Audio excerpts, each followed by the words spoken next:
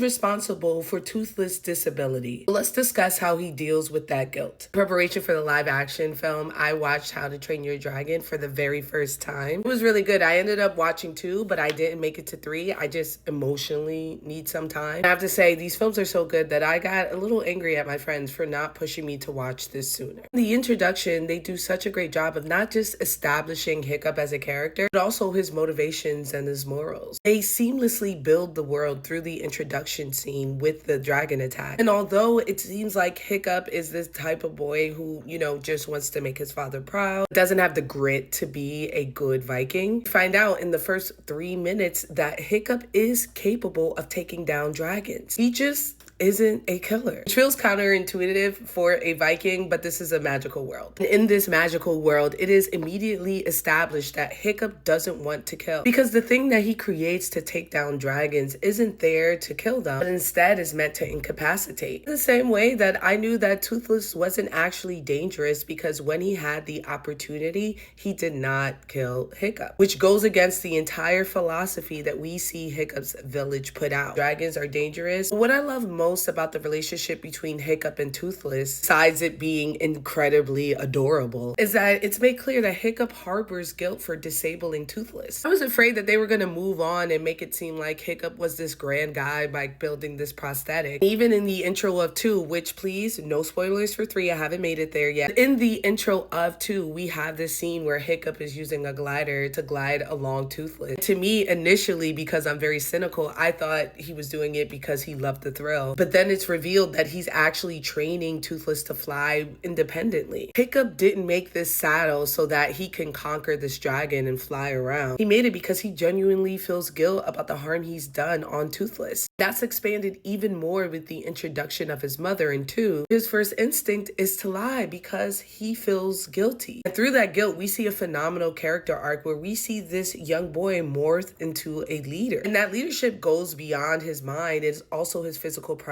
and his willingness to delegate and trust in his countrymen, which is explored even further through his love interest, Astrid, who explains that Hiccup wasn't able to connect with his classmates because he has this chip on his shoulder thinking that he's different and he's doing something that he doesn't want to. And in reality, all of the children in his village had that pressure of living up to their parent, inheriting those fights. I'm going to give you guys more thoughts on what I thought about the first 2 movies, and I'm seeing the live action tonight, so I'll be able to compare it to the first film that I just saw this weekend. If you're really curious about my thoughts, I actually chronicled this on the Play Button app, so definitely check it out. In the meantime, let me know your thoughts on Hiccup and Toothless relationship.